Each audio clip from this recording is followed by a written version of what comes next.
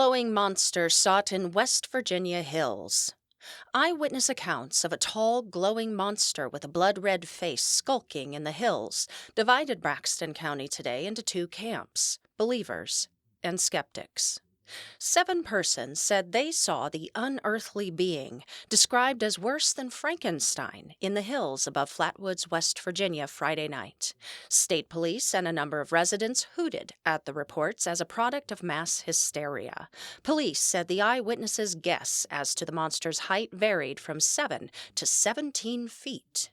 The excitement began when the 2 young sons of Mrs. Kathleen May, a Flatwoods beautician, said they saw a flying saucer land on C.B. Fisher's farm near here. Mrs. May, National Guardsman Eugene Lemon, and 5 boys climbed a hill on the Fisher farm to look for the saucer. Mrs. May said a fire-breathing monster, 10 feet tall with a bright green body and a blood-red face, bounced and floated towards them. It looked worse than Frankenstein, she said. It couldn't have been human.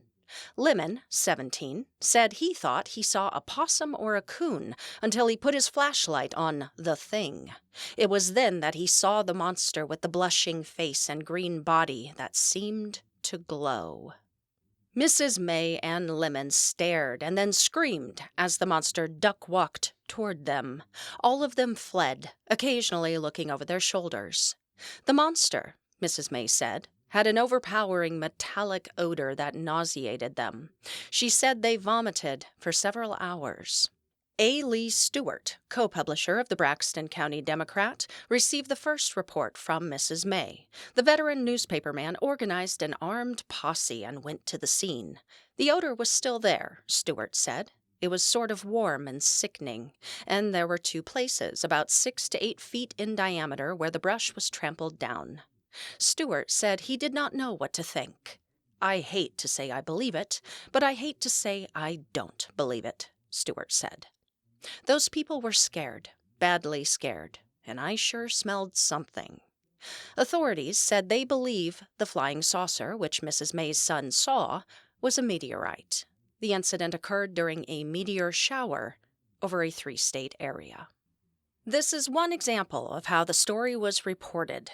Not years later, not around a campfire. That was printed in a newspaper, September 15th, 1952. Just 3 days prior, in a town called Flatwoods, something had fallen from the sky. By 1952, America was already primed to see something strange in our skies.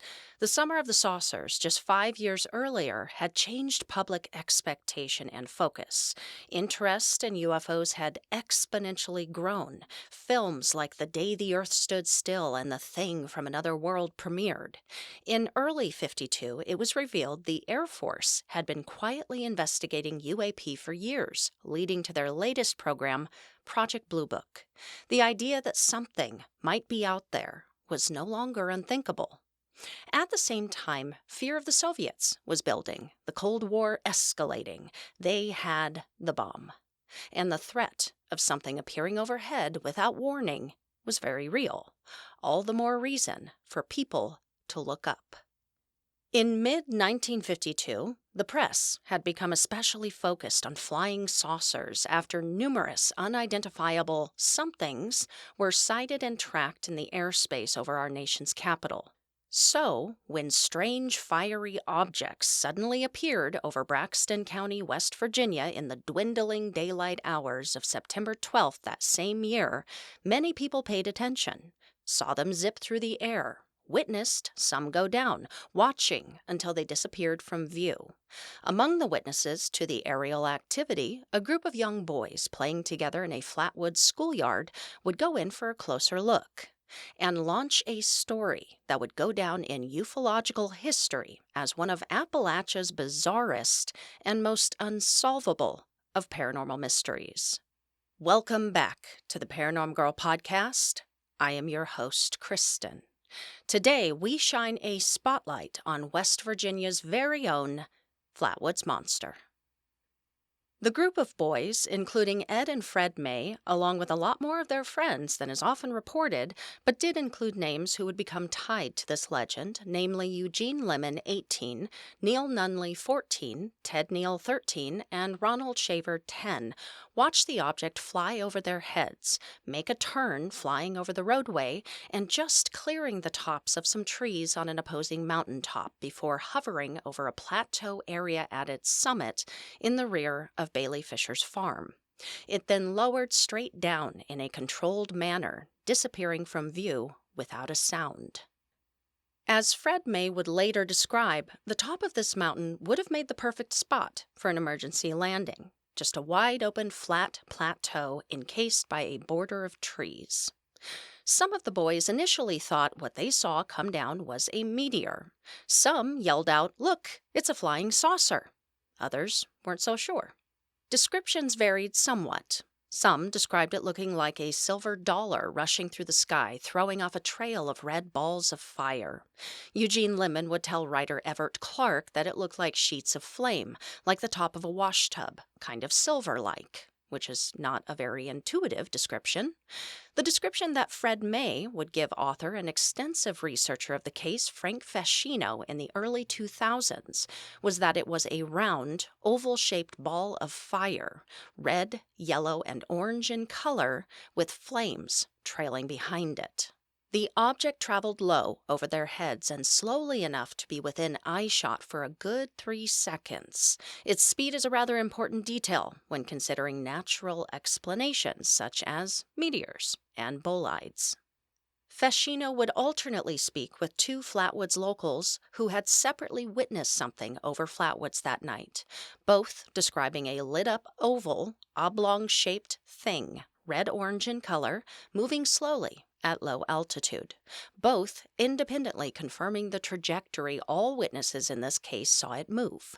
Both included the detail that it barely cleared the trees before disappearing over the hilltop. At the time, Mayor Margaret Cleese had been just a child playing in her yard as she watched it pass over her town. Ms. Cleese would mention that the tops of those trees in question turned and would remain brown for a year following that night. The group of youngsters, most of which were excited with the prospect of collecting pieces from an actual meteorite, quickly ran up Main Street toward Ed and Fred's home, owned by their grandparents, the Lemons, to alert their mother, Kathleen, about what they'd just seen, and that they were going to go find it. She must have been so tired, just barely home from work, but still in her uniform, she grabbed up a flashlight sitting on a nearby table and headed for the door. Eugene Lemon also grabbed a flashlight and his dog, while Freddie's own dog, Ricky, quickly followed as well. In Feschino's book, Kathleen mentions that as soon as she stepped outside and directed her attention where her boys told her this thing had come down, she could see something up there, like a red, purplish flash in the trees. Eugene also mentions when he looked up as they were walking toward the farm, he could see an orange-looking light within the trees. It was 7:45 when the group set off in the direction of the glow at the rear of the Fisher farm. Overhearing the excitement, the neighbor boy and youngest witness to be involved in this case, 6-year-old Tommy Heyer, would tag along too. Before we talk about the events that would unfold, it might be helpful to understand the layout of the terrain and the path that they took that night. So, the wide-eyed view of the property is there's an initial grassy field that's fairly level, followed by a second field that leads into a wide sloping valley that ends at the foot of a small mountain at the rear of the property, the top of which is the spot that the boys saw the thing land. The sloping valley pasture is encased by a fence with the path that the group would take, an abandoned wagon road, winding around to the left and following its fence line. So, the group takes a main access road up to the farm and takes a slightly inclining grassy path that would lead them up to and through the first field. As they're traversing the first field, what is referred to as a neighborhood dog, a collie, comes out of nowhere and joins the party. So, let's take a quick inventory here. 2 adults, if Eugene was 18, as Feschino reported, 5 children, 2 flashlights, 3 dogs. They traverse the field, veering off to the left where the path that borders the valley pasture is located. As they reach that point, they encounter the first of two gates, a metal access gate, wired closed. They unhook the gate, everyone files through, they secure the gate, and continue up a rougher, steeper path, now walking along the edge of the second field. This area was heavy in brush and tall grasses, which is an important detail. It is also a forested area. So now, from the group's POV, to their right is the fence with the sloping valley beyond it, and a wood line is to their left. It is at this point in their journey that a few things take place. A few members of the group noticed an oval-shaped object tucked just within eyesight along the inner slope of the valley pasture. Others did not notice this, which would lead to the later, there was a pulsating globe, there wasn't a pulsating globe discrepancies, which you will run into should you research this case. Others did not see it because they were either entirely focused on the flashlight beam leading the way ahead of them, or they were too short, like 6-year-old Tommy Heyer, to both see over the high brush and then down to the inner slope of this pasture. The ones who did see the object would describe to investigators and papers an object as big as a house pulsing a reddish light. Now understand, this group was heading toward the small mountain at the rear of the property, focused on getting there because that is where they saw the object land. It did not really occur to most in the group that anything about that had changed. However, in speaking with Fred May, Frank Feschino would come to understand that at some point during the group's trek to go find it, the object had moved. Almost like a craft in enemy territory, making an emergency landing first chance it got, then reassessing and relocating nearby to a more secure, obscured location. And if people like Kathleen and Eugene had originally been able to see the light on the mountaintop from town, that makes a lot of sense. Another thing that would happen, the group began to pick up on kind of a strange odor that got more pungent with every step. It was nauseating, similar to burning sulfur with a hint of the metallic, and grew irritating to everyone's noses and throats, some reporting that it burned. Accompanying the smell was a warm, funny-looking mist hanging in the air over the path. Kathleen May would describe the moment. Before we got up there, we could smell a kind of metallic odor, and it looked like it was getting foggy. I turned around and looked toward the town to see if I could see the streetlights. Regarding the mist, Eugene would say, it wasn't like any regular mist, just a funny-looking mist. Burnt you up. It burnt your eyes and nose. The group pushed forward, Eugene leading the way. Fred tells Feschino it was at this point he began hearing a whining noise, comparing the sound to that of an electrical compressor shutting down. The collie that had joined them suddenly alerted to something ahead and shot forward, disappearing into the fog. The group rounded a bend in the path when they heard the collie barking from the darkness, and then watched as it suddenly emerged from the fog, raced past them without hesitation, and quickly disappeared down the path back toward town. They were getting close now, and so pushed on. Shortly, they would encounter a second gate, this one nailed shut. The fence line that they had been following ended at this point, and the path on the other side of the gate ascended up the mountainside. The first to reach the gate and scale it were Kathleen, Eugene, Neil Nunley, Ed May, and Ronald Shaver. Feschino writes that Lemon's dog refused to cross the gate and would still be standing there when Fred, Ted, Tommy, and Fred's dog Ricky, who had fallen behind just a few paces, would catch up. The mist was thick, and the odor now overpowering, seeming to originate from somewhere in the vicinity. The first group, now with Kathleen at the front, began their ascent, carefully stepping forward. They would not make it much further than that, though. This area was thick with trees and brush all around them, and just ahead to their left stood a huge white oak tree. Oddly enough, it almost seemed like the fog was densest around this tree. Kathleen began hearing a hissing noise coming from it, like frying bacon, and a strange thumping sound. Glancing near the tree, Eugene and Kathleen saw a pair of animal's eyes glowing through the fog. Thinking it to be a possum, Eugene swung the beam of his flashlight up on the animal, and for just a moment, everything came to a silent, mortified stop. Beneath an overhanging branch of the massive oak stood a towering thing.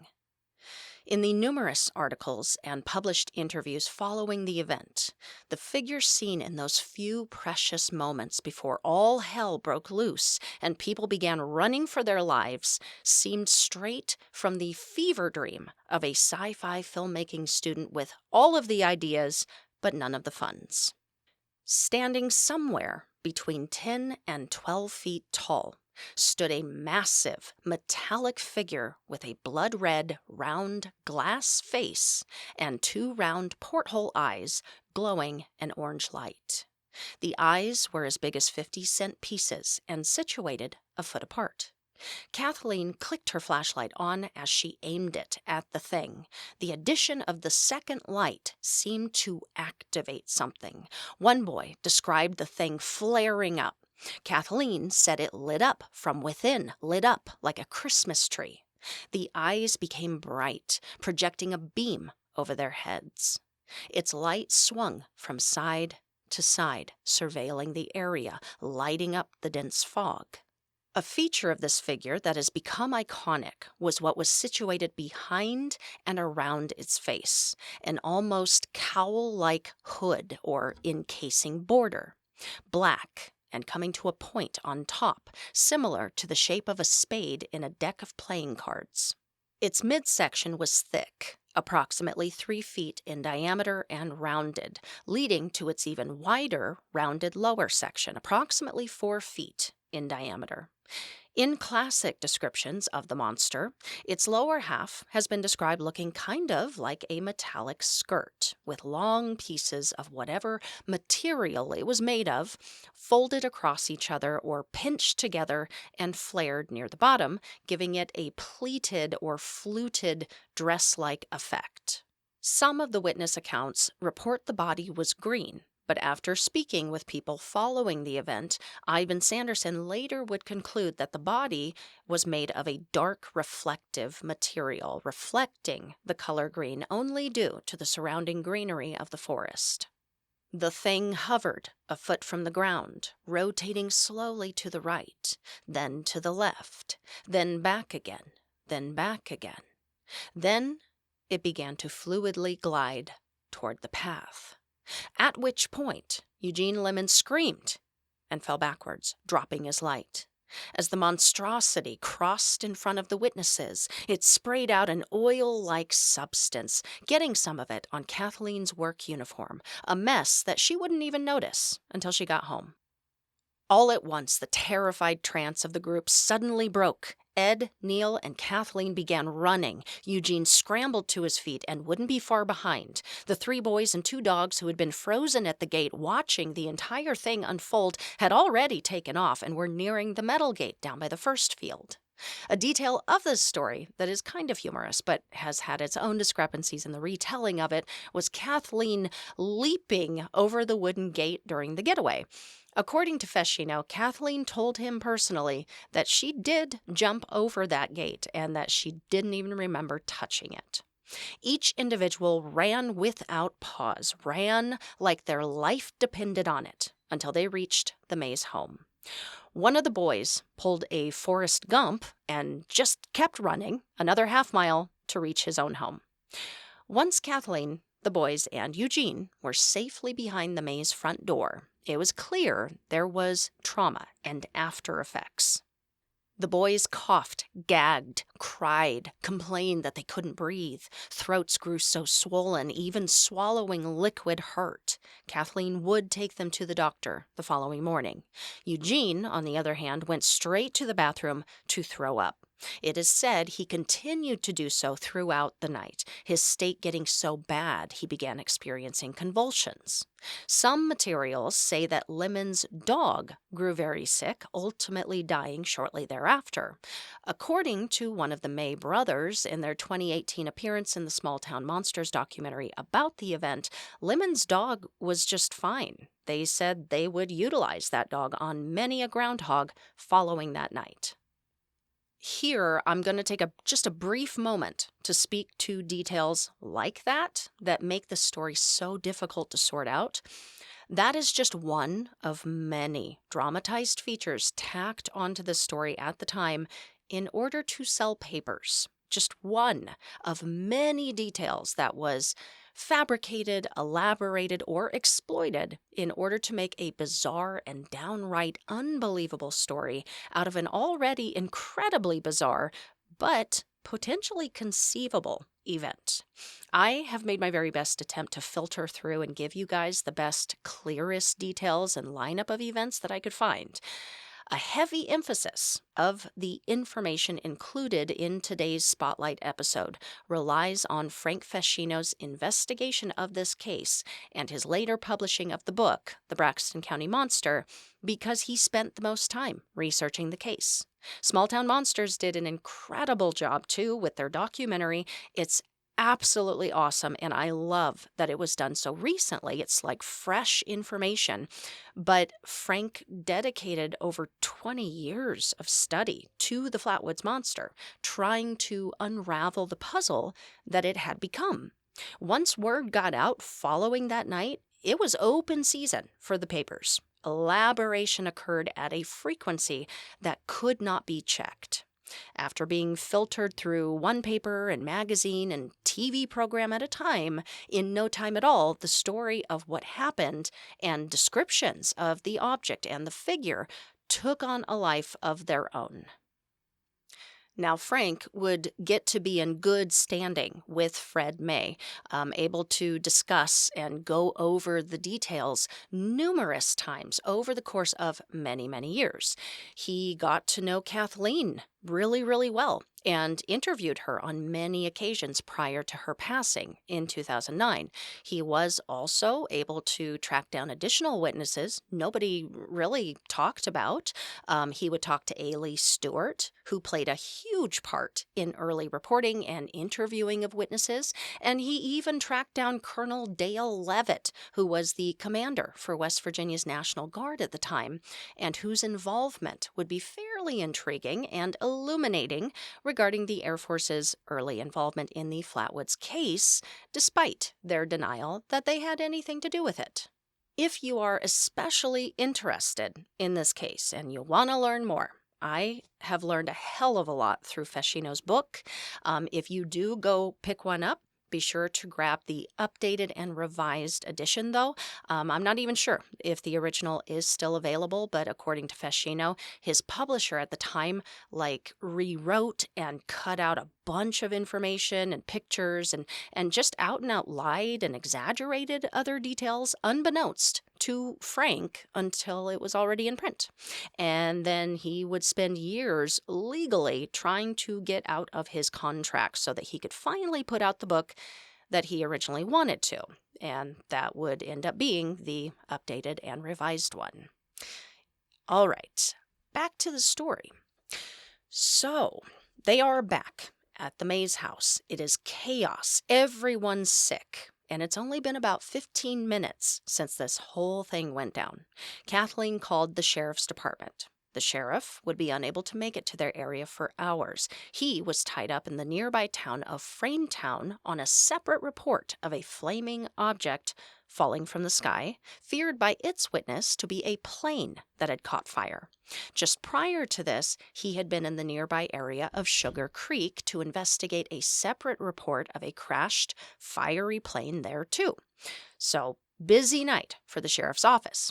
State police were alerted as well, but they too were tied up on separate calls. Since no officers were available, the next best authority in the area was alerted. Photojournalist A. Lee Stewart from the local Sutton paper, the Braxton Democrat. It was around an hour following the event that Stewart was on the road heading to Flatwoods. He swung by the country store when he hit town, owned by the Stewart family, and picked up a man named Bill Stewart, who would go with and direct him to the May home. At the May residence, Stewart listened to the terrified witnesses for a while before asking if one of them would take him to the spot of the encounter. They were still traumatized, so at first, no one wanted to do that. But Stewart was finally able to convince Eugene and Neil Nunley to take Bill and himself up there. A few other locals would tag along, including Ms. May's own father. Most in the party were armed, ready for anything that they might encounter. A trembling and frightened Neil and Eugene would take the posse to the oak tree. On this visit, Stewart would pick up on the strange odor the witnesses had described and said made them sick. It was still present and could be smelled near ground level.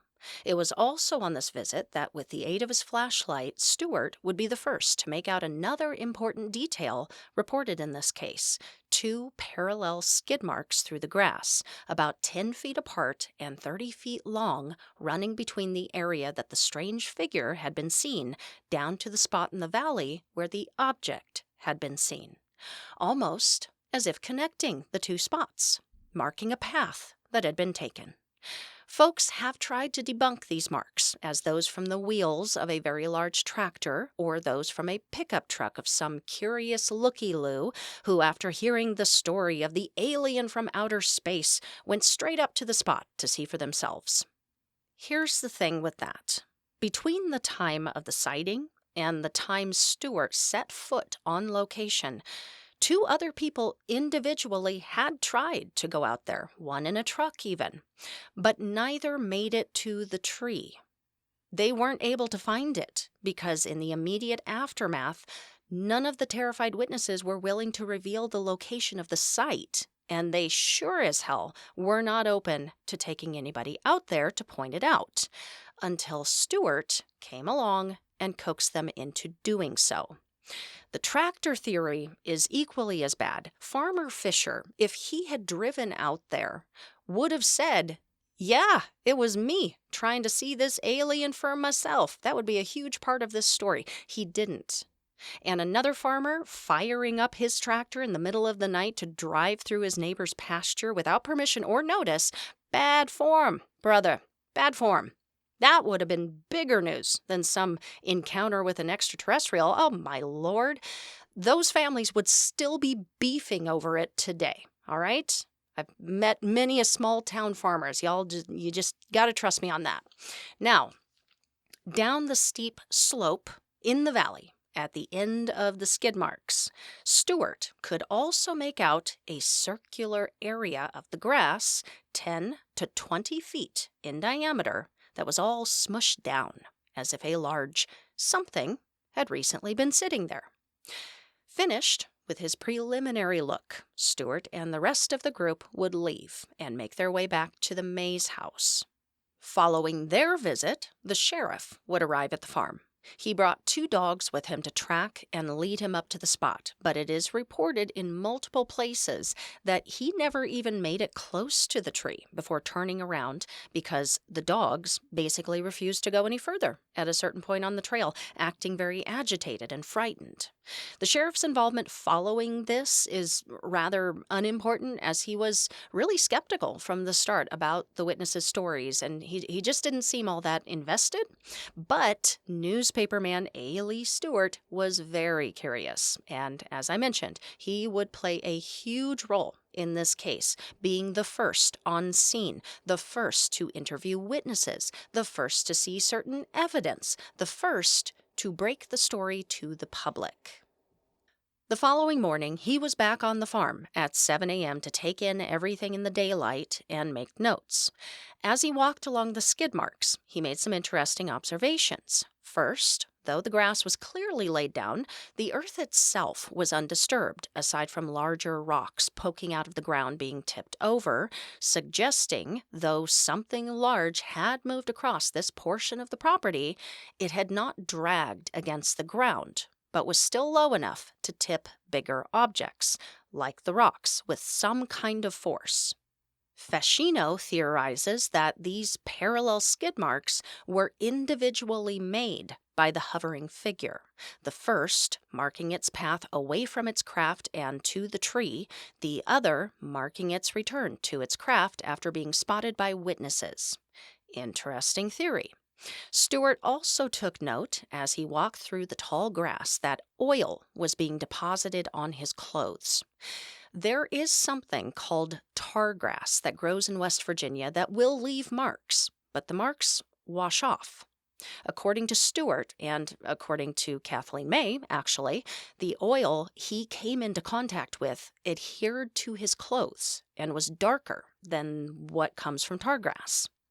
Another find that Stewart would make was an odd little piece of metal.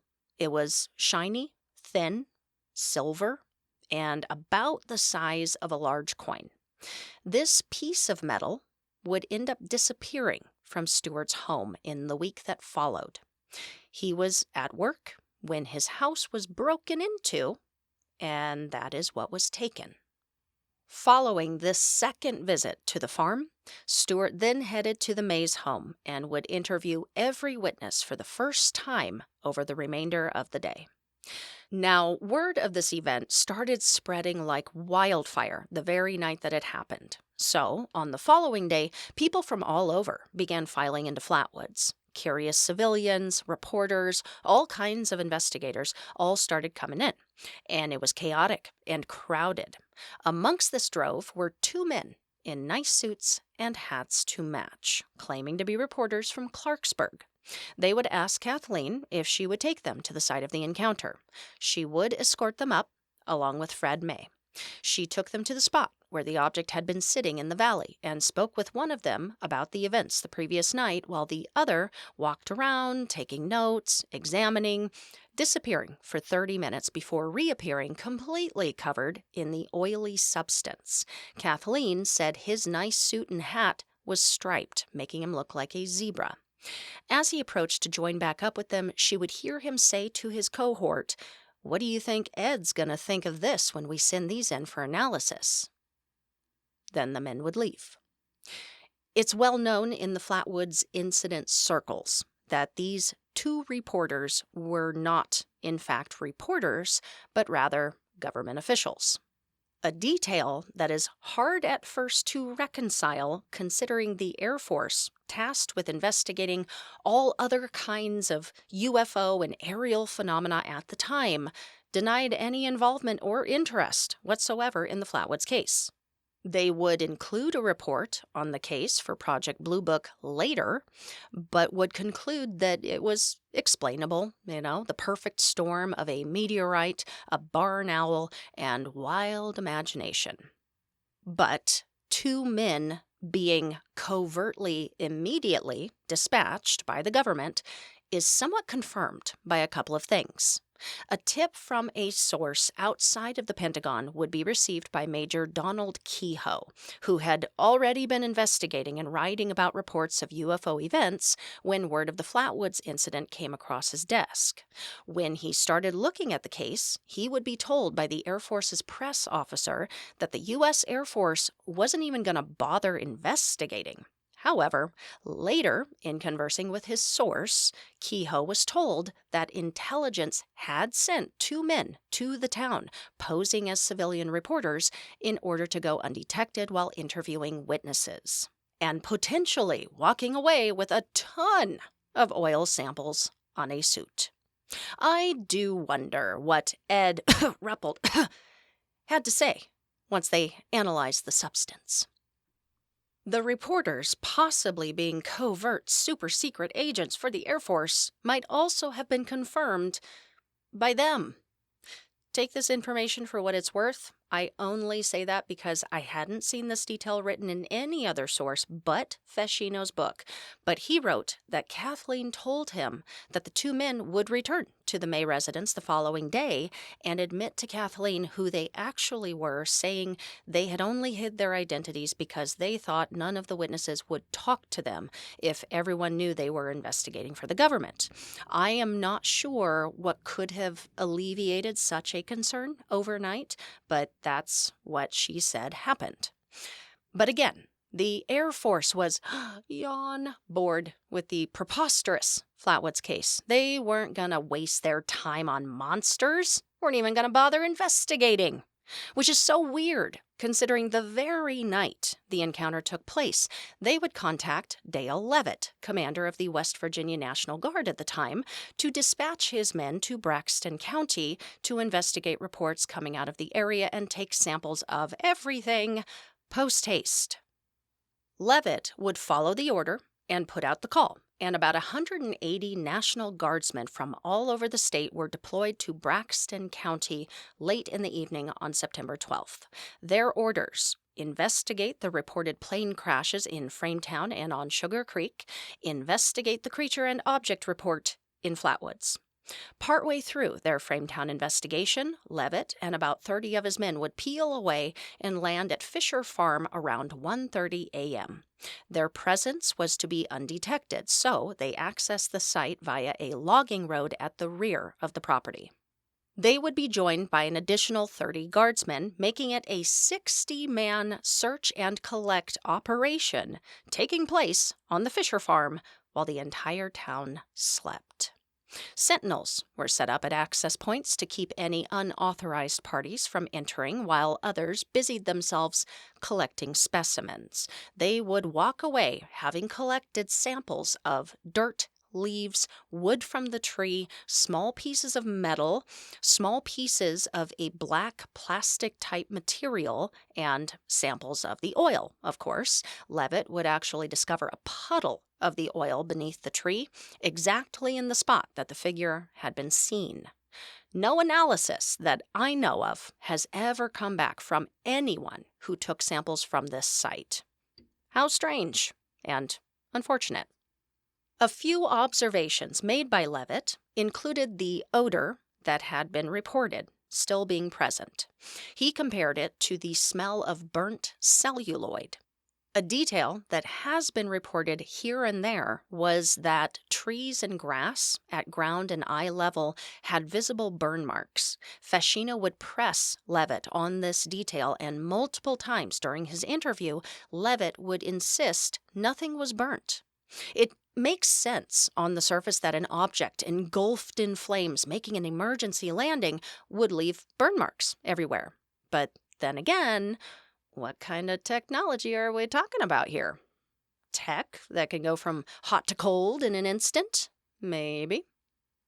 Also, supporting the theory of advanced tech and its capabilities, there was no evidence of a crash landing of anything, according to Levitt. He had also noted the circular area of laid down grass, noting something had been there. Whatever that something was came down in a soft, controlled manner. Sounds nothing like a plane on fire or a meteorite crashing to the Earth's surface. May I also mention that no fragments of a crashed meteorite were ever recovered. Just gonna leave that there for now. There is one additional piece of the government's potential involvement in this case that is a bit of a mystery. An early investigator of the Flatwoods case named Gray Barker would publish a book called They Knew Too Much About Flying Saucers in 1956, where he would discuss the letter.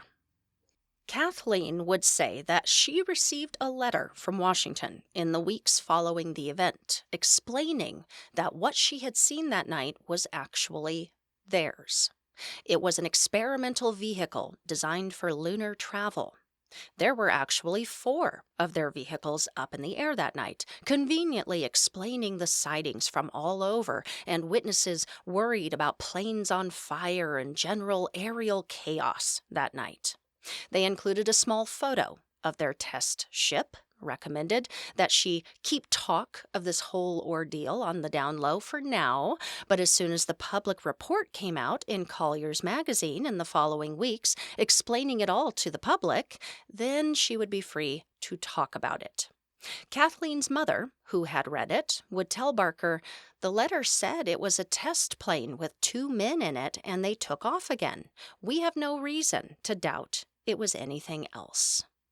As he writes it in his book, Gray Barker goes to A. Lee Stewart's office, who has the press release of this Collier's article, and who hands him a photo that came with it to be published.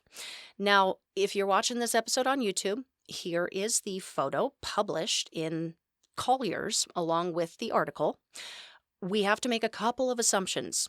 First, that this published photo is the same one received by Stewart that was included in the press release and not changed out for another at the last minute, but also a big assumption that this photo is similar or the exact same photo included with the letter Kathleen had received. Just being transparent here, these are both assumptions that I'm willing to make right now without actually being able to confirm. But if this is correct, I can see how Kathleen might accept that what she saw that night was this, or something close to it.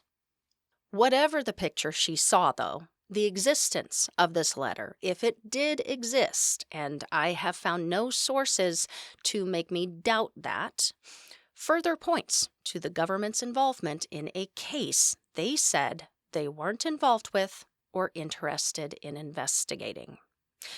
So, the thing these witnesses saw was a test vehicle with a couple of pilots inside of it, according to Washington. According to others, though, that is a load of bull crap. Another part of the Flatwoods saga that has led some folks and Frank Feschino to believe what Mays and Co. saw was something a bit more biological, took place about 17 miles away in Frametown, West Virginia, the following night. On September 13th, George and Edith Snatowski were driving home along a remote service road. Their 18-month-old son sat buckled in the back seat. Baby seats weren't a thing yet. It was very dark. The wooded roadway was deserted. All was quiet. Suddenly, without cause, the car's engine died. That's strange, thought George. It was a brand new battery. He rolls it to a stop on the side of the road and hops out to investigate. There's a strange smell in the air. Not quite overpowering, but distinct, like burning sulfur. Maybe the smell was coming from the engine. His head is under the open hood. He's poking around for a minute when out of his peripheral he sees light in the nearby woods. He looks to see a flash of purple in the trees. The smell is suddenly all too overpowering. He takes a couple of steps and coughs, then feels a wave of nausea roll over him, then sees a figure gliding from the light. It's large, 9 feet tall, has a big head and stretched, long arms. It's hovering a foot from the ground and moving directly toward him. His wife behind him in the car begins to scream. He slams the hood down and jumps in, tries the ignition. Nothing. The figure grows closer. The odor is thick and inescapable. His baby is losing his mind as Edith reaches in the back seat for him. Not knowing what to do, George directs his family to put their heads down, duck, hide. He does the same. Because he can't help it, though, a moment later, he peeks out the front window. A face only a mother could love stares down at him. George could see its face, arms, and upper body, and would describe it as serpentine, reptilian, bony. Its bottom half seemed to be made up or covered in something cylindrical and metallic. It touched one hand to the hood and dragged its finger as it began to drift around the vehicle and then silently drift away. George would watch as a moment later the light in the trees ascended and moved away. The engine suddenly roared to life, and the couple and their toddler sped away. Some have theorized that the thing witnessed in Flatwoods on the 12th was the same thing, minus part of its suit, that was witnessed by the Snatowskis the following evening. Could we be talking about an alien here, after all, one reliant on and utilizing a propulsion suit to explore outside of their craft that protects them in Earth's dense atmosphere. An alien that crash-landed in Flatwoods and damaged their suit enough to spew oil everywhere and had to remove a portion of it while they awaited rescue or supplies to be dropped off to fix it. I don't know about two full-grown adult men spooning each other in an experimental lunar vehicle, but what about one very large ET?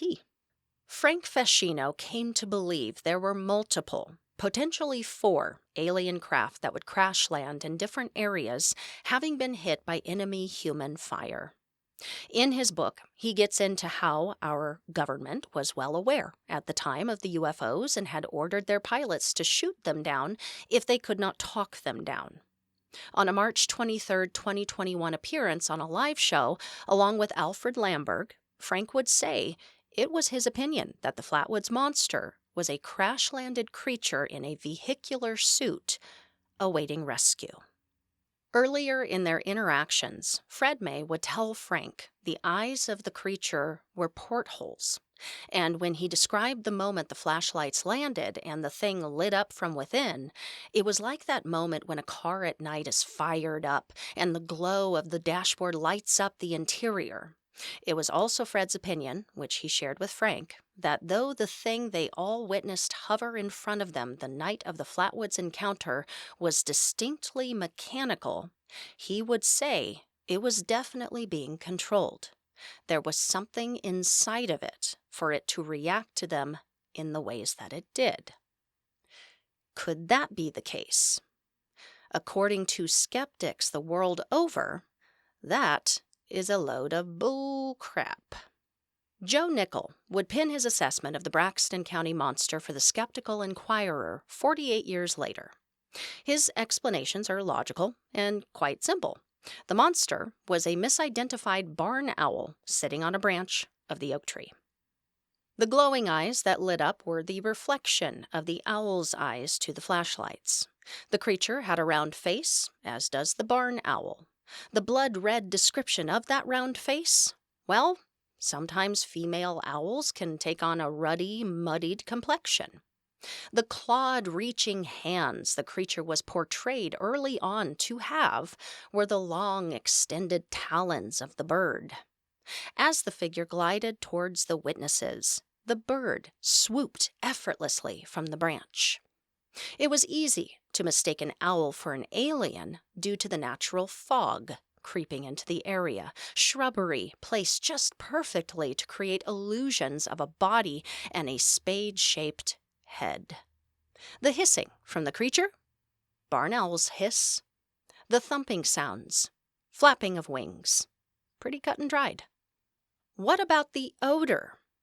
There is a grass that grows in the area that's pretty smelly. What about the pulsating red light of the object? There are 3 red, blinking beacons that all can be seen from the hilltop. Easy mistake. And the original fiery object seen streaking overhead in the first place and landing on the hilltop? That was a meteor, creating the optical illusion of a landing when it disappeared behind the hill. After spending 1 day in Flatwoods, Joe Nickel concluded that the group only saw an alien due to heightened and escalating fear and the expectation that they would. I love a good skeptical argument as much as the next person, but this is just not it. Okay, here we go. Let's start wide and work our way in. The government does not usually send in the National Guard to net drag an area following a meteorite, or send letters explaining that a creature someone saw was but a similar-looking piece of technology. I wonder if Mr. Nickel knew the extent of official involvement. Other than the 2 men who showed up, he didn't mention it in his piece. Perhaps he would have if he had talked to the witnesses, which he didn't. The meteor in question slowed down and made distinct turns before landing in a controlled manner. There were multiple witnesses to this, additional witnesses outside of the core group from different vantage points in the area. It flew at low altitude, low enough to almost hit the tops of trees that it went over. If it was a meteor that close to the Earth, it's about to hit the Earth. But there was no sound or evidence of an impact discovered. In any of the sites, witnesses reported seeing something go down. The blinking lights of plane beacons in the area versus the pulsating light of an object as big as a house resting down in the valley of the second field. These beacons arguably would be placed very high in the air, yes? So planes don't crash into stuff. Also, as I understand it, the closest beacon is still a mile away from the site. How in the world would they mistake that for a pulsating red light lighting up the area near them? Also, had these Flatwoods residents never been outside after dark? Would they not have already been familiar with the local blinking lights in their area? Maybe not. Just seems like a stretch. The odor coming from the grass and the fog just being regular fog. Both of these I can concede on because my only argument would be, again, these people were residents of this area, born and bred. They would have already been familiar with some stink grass, and Eugene Lemon and Kathleen May both mention a strange kind of mist because it was probably unusual compared to the mist that they were familiar with, right? Stuck out because it was different. And the owl. You're telling me that not one person out of 7 recognized an owl? A creature that, again, they would be familiar with out there in the backwoods. They weren't expecting to see an alien. In fact, their first thought was that it was some woodland creature until they put their light on it and it wasn't. And that must have been one big-ass owl. The size proportions don't add up. The thing everyone saw had a huge torso and even bigger bottom portion, unless that was the biggest owl to ever exist. I don't think that fits. The height proportions do not add up. The skeptical take requires the owl to be sitting on a branch of the oak tree. The witnesses were able to estimate the creature's height utilizing the height of the lowest branch that overhung the trail because the creature was positioned beneath the branch. Mr. Nickel might have made a different conclusion had he obtained some earlier pictures of the original tree before it started decaying, or even gone up to the actual spot of the encounter by the tree, which he didn't. He sat in a truck in the field. That might have given him a different perspective. The glowing eyes were just the reflection of the bird's eyes. So the witnesses said they were glowing first. That's what drew their attention. Eugene put his light on it. They all saw what they saw. Then Kathleen put her light on it, and it lit up from within. It's not fitting. They specifically described something metal and mechanical, no feathers necessary. In Nichols' piece, he claimed the bottom portion of the creature is vague in everyone's descriptions. No, it wasn't. That's why we've had the caricature of the Flatwoods creature wearing a skirt for 70-plus years. Because Kathleen, unfortunately, described it looking like drapes. We will revisit that detail in just a moment.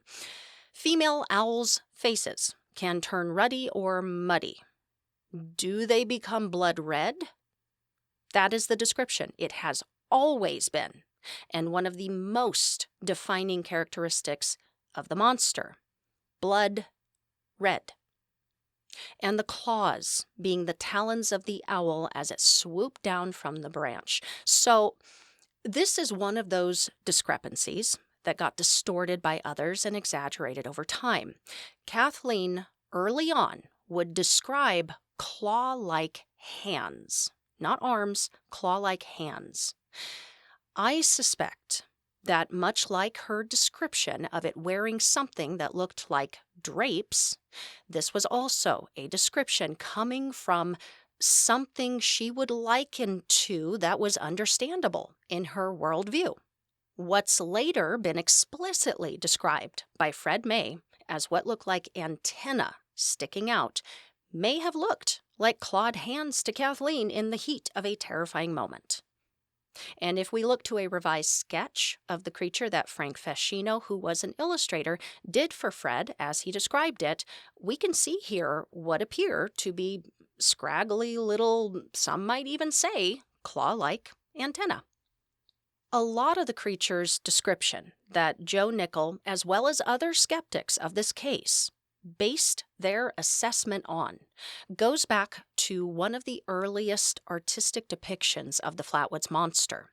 And this image of the creature was very impactful, and there wasn't really any way for the Mays or other witnesses to reel in that misunderstanding with as big as their story quickly became. If going viral was a thing in 1952, they went viral when this image was revealed to the world. About a week after their encounter, Kathleen, Eugene, and A. Lee Stewart would be flown to New York to appear on a program called We the People to talk about the experience. Prior to showtime, they sat down with an artist and described what they saw. And then this picture, the image we are all familiar with, opened the show. This image, forever cemented into the minds and imaginations of anyone who tuned in and those interested in the case in the decades since. It's striking, memorable, scary, but not accurate, not what they saw. Based on eyewitness testimony and numerous talks with Fred May and over 2 decades of studying the details of this case, Frank Feschino's description paints a more accurate picture. He said that the entire thing looked similar to a booster rocket, the way that it was shaped. The head was a helmet-like structure with round plate glass on the front of it. The folding or pleating on the bottom portion, originally described by Kathleen looking like bunched drapes, were metallic pipes running parallel side by side toward the ground. The theory being this was part of its propulsion system, allowing it to hover. It had antennae coming out at the top end of the torso near the head. There were no bulging eyeballs. That was yet another discrepancy from early on. As Fred told him, the eyes were portholes. Frank believes the blood red face, was actually a helmet on the inside of the plate glass, a helmet of its occupant inside of the suit. What do you guys think it was? A governmental test plane? Wildlife chilling on a branch? An extraterrestrial in a vehicular suit? Maybe something else entirely. I'm leaning toward either government or alien technology because, same thing, am I right? Shoot me a message. Drop it in the comments. Let me know your thoughts. I'll tell you one thing, it sure wasn't an owl. Maybe it was. I don't know. I'm too close to it, you guys. I'm too close to the story. Almost as close as Kathleen May was to that not an owl. All right. That's going to wrap our spotlight on the Flatwoods Monster. Interesting case. Only in Appalachia, I tell you what. If you enjoyed the show, please let me know and help the program to stand out from the crowd in the process by leaving a rating and review wherever you're listening and by sharing with someone you think would also enjoy it. Find and follow the show on social media at Paranormal Girl Pod. That handle is also where you can find and sub on YouTube.